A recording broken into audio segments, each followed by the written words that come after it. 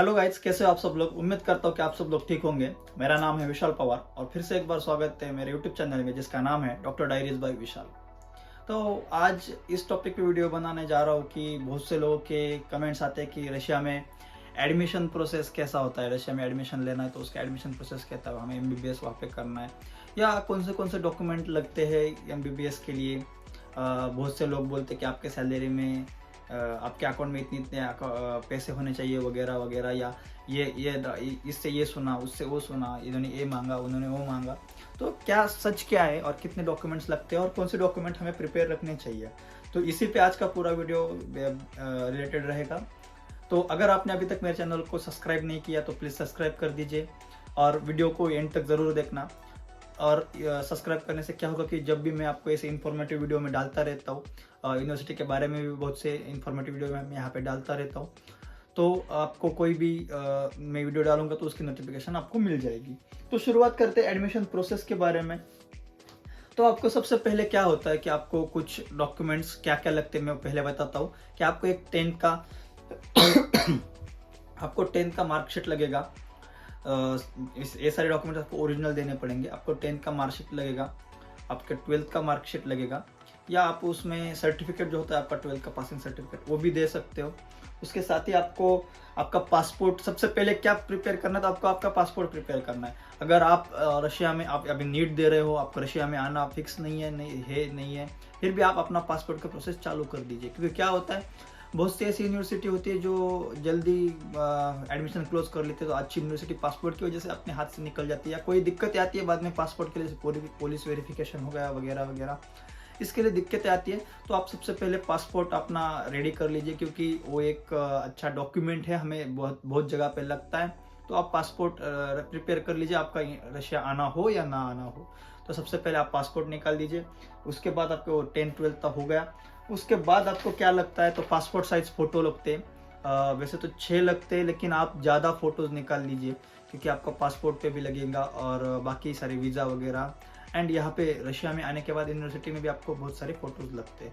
तो passport size photo निकाल लीजिए। और पासपोर्ट साइज़ फ़ोटो निकालते समय एक ध्यान रखिए कि पासपोर्ट साइज़ फ़ोटो जो आप निकाल रहे हैं वो मैट पेपर पे निकालिए, ग्लॉसी पेपर पे मत निकालिए। क्योंकि ग्लॉसी पेपर पे क्या होता है, यहाँ पे यूनिवर्सिटी एक्सेप्ट नहीं करती है।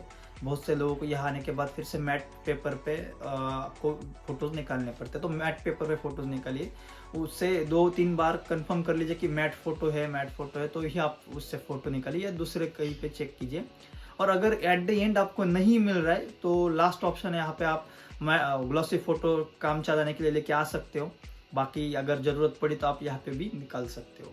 तो उसके बाद आपको एक डॉक्यूमेंट और कौन से लगेंगे, तो सबसे मेन डॉक्यूमेंट जो होता है कि नीट का जो रिज़ल्ट होता है। क्योंकि नीट रिज़ल्ट आने के सिवाय या नीट देने के बगैर आप यहाँ पे एडमिशन नहीं ले सकते हो, लेकिन फिर आपको इंडियन लाइसेंस फिर नहीं मिलेगा। तो आपको नीट का रिज़ल्ट लगेगा। तो नीट का रिजल्ट आप एट द एंड भी दोगे तो भी चलेगा, क्योंकि नीट का रिजल्ट थोड़ा सा लेट लगता है। अगर आप अभी रजिस्ट्रेशन कर रहे हो या नीट के तुरंत बाद रजिस्ट्रेशन कर रहे हो तो कोई दिक्कत नहीं है, आप नीट रिजल्ट लास्ट देंगे तो भी चलेगा। उसके बाद आपको क्या लगता है, तो आपका कोविड वैक्सीनेशन हो गया, इसका सर्टिफिकेट आपको देना पड़ता है। और उसी के साथ आपको आपका ब्लड टेस्ट का जो रिपोर्ट होता है, जैसे कि HIV टेस्ट वगैरह, उसका एक रिपोर्ट आपको सबमिट करना होता है। तो ये सारी जो प्रोसेस होती है, ये visa process and admission process के जो डॉक्यूमेंट है वो सारे डॉक्यूमेंट है। इसी के साथ आपको क्या देना होता है कि आपका एक आधार कार्ड का प्रिंट एक देना होता है, आप एक जेरोक्स कॉपी दे सकते हो आधार कार्ड का। और ये सारे ओरिजिनल डॉक्यूमेंट देते समय क्या आप एक फिक्स कर लीजिए कि आपके पास उसके सारे copies, xerox copies and colour prints है कि नहीं। तो इसके साथ साथ एक आप अपने जो कॉपीज़ हैं वो भी आप दे सकते हैं। तो इसके बाद ये सारे डॉक्यूमेंट तो हम आपने प्रिपेयर कर लिए, लेकिन ये डॉक्यूमेंट देने किसे हैं, प्रोसेस स्टार्ट कैसे करनी है। मेरा फिक्स हो गया है, मैं अगर मुझे करना है रशिया में MBBS करना है तो प्रोसेस कैसे स्टार्ट कर सकता हूँ। तो सबसे पहले ये आता है कि जैसे अगर हमें इंडिया में लेना है, इंजीनियरिंग के लिए लेना है, MBBS के लिए लेना है, कहीं पे भी लेना है, तो हम पहले क्या करते हैं, तो अपना फॉर्म भरते हैं कि कंसल्टेंसी कोई तो अच्छा कंसल्टेंट ढूंढते हैं, उससे फॉर्म भरवाते हैं, उससे कॉलेज की लिस्ट लेते हैं। तो वैसे ही अब्रॉड के लिए भी बहुत सारे कंसल्टेंट इंडिया में अवेलेबल है।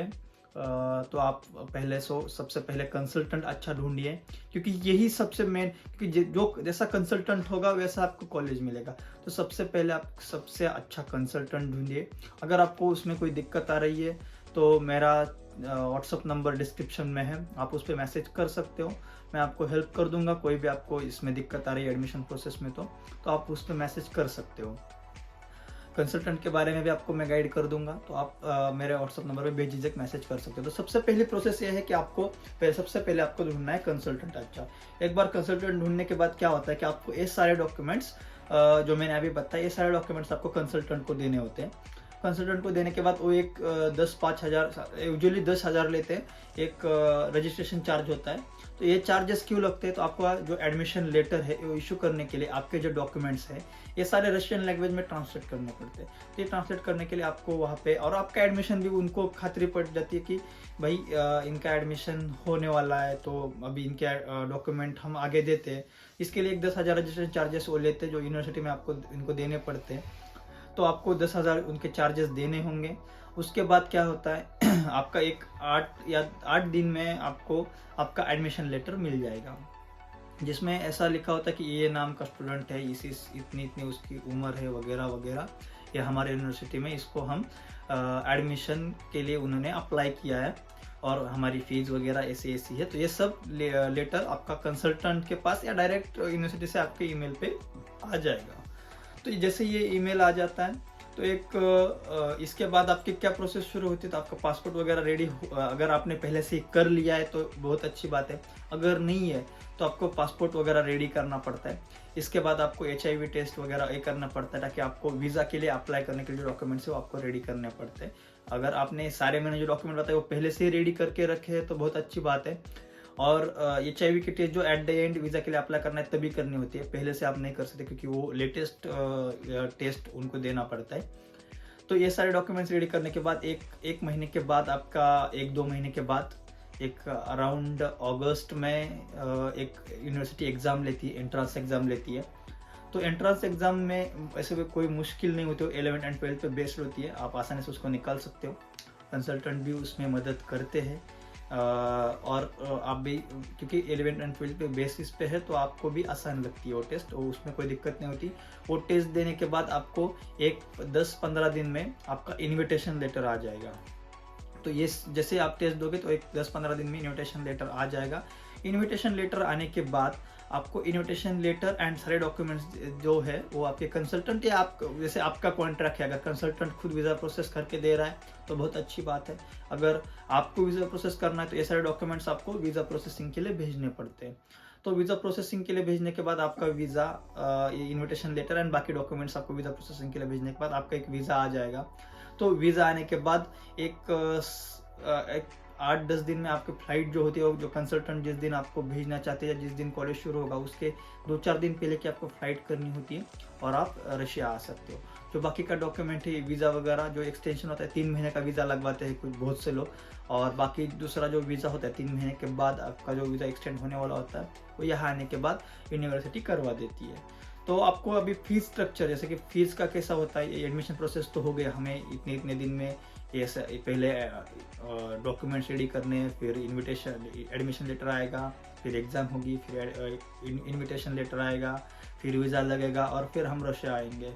तो ये हो गई प्रोसेस। तो इसमें के बाद क्या होता है कि आपको जैसे आपका फ़्लाइट होगी उस दिन, तो जो इमिग्रेशन माइग्रेशन जो सर्विसेज है उनका जो यूजुअल चेकअप होता है वो आपको दोनों एयरपोर्ट पे करना था, इंडिया से निकलते समय भी और रशिया में आते समय भी। वो कुछ बेसिक से क्वेश्चन पूछेंगे, जैसे आपका नाम, आप यहाँ पे क्यों आए हो वगैरह वगैरह, तो उसके आपको आंसर देने होते हैं।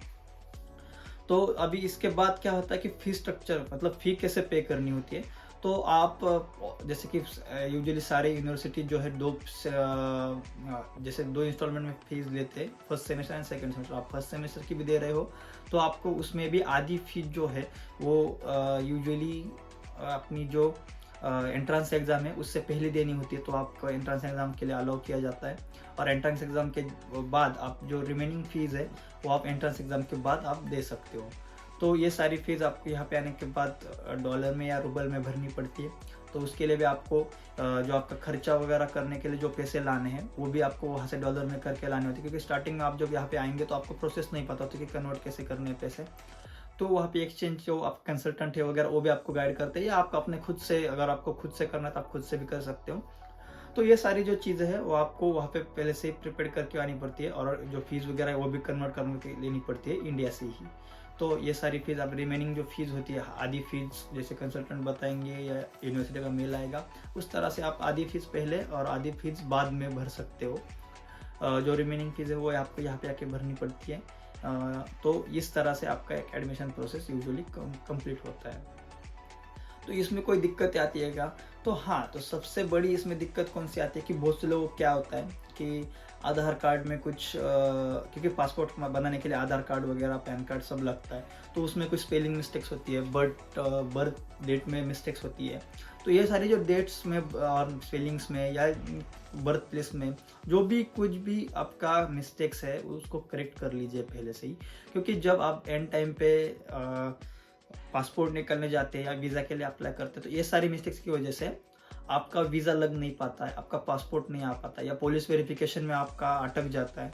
तो ये सब ना हो, इसलिए ये सारी चीज़ें आप पहले से ही प्रिपेयर करके रखें, ताकि बाद में आपको कोई दिक्कतें ना आ जाए। क्योंकि क्या होता है कि बहुत से लोगों का ऐसा होता है कि ये सारी चीज़ें आती है, इसलिए बहुत से लोग तो ऐसे हैं, मेरे साथ के भी ऐसे बहुत से लोग हैं जिनको आना तो था, उनका सब रेडी हो गया था, उनके पास पैसे थे, वो भरने के लिए रेडी थे, लेकिन एट द एंड उनका कोई पासपोर्ट का इशू आ गया या कुछ और डॉक्यूमेंटेशन का इशू आ गया, इसलिए वो यहाँ पे आ नहीं पाए। तो ऐसा आपके किसी के साथ ना हो। इसकी वजह से क्या होता है, एक तो आपका पासपोर्ट इशू अगर कवर हो गया तो आपको जो यूनिवर्सिटी में जाना था वो यूनिवर्सिटी कॉम्प्रोमाइज़ करनी थी, दूसरी यूनिवर्सिटी में जाना पड़ता है। और अगर आपका पासपोर्ट इशू ही कंप्लीट हुआ नहीं, 2-3 महीने का जो एडमिशन प्रोसेस है निकल गया टाइम, तो आपको 1 साल के लिए फिर से ड्रॉप लेना पड़ता है, 1 साल के लिए आपको रुकना पड़ता है। तो आपका 1 साल बर्बाद ना हो, इसलिए आप ये सारे जो डॉक्यूमेंट्स है पहले से ही प्रिपेयर करके रखें। और एडमिशन प्रोसेस जैसे मैंने बताया वैसे होता है। इसमें कुछ थोड़ा सा, अगर मुझे तो लगता है मैंने सब कवर कर लिया है, लेकिन अगर कुछ इसमें बताना रह गया होगा या आपको कुछ डाउट होंगे तो आप मेरे व्हाट्सअप नंबर पे मैसेज कर सकते हैं। आपको जो भी डाउट होंगे वो मैं क्लियर करने का पूरे ट्राई करूँगा।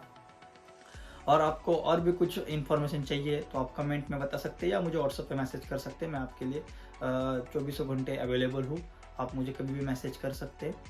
एंड वन मोर रिक्वेस्ट, अगर मेरे आपको वीडियो इन्फॉर्मेटिव लगते हैं, आपको पसंद आते हैं, तो कमेंट में ज़रूर बताना और लाइक शेयर ज़रूर करना, क्योंकि इससे क्या होगा कि मैं मोटिवेट होता हूँ, मुझे और अच्छे वीडियो बनाने की प्रेरणा मिलती है इसी से।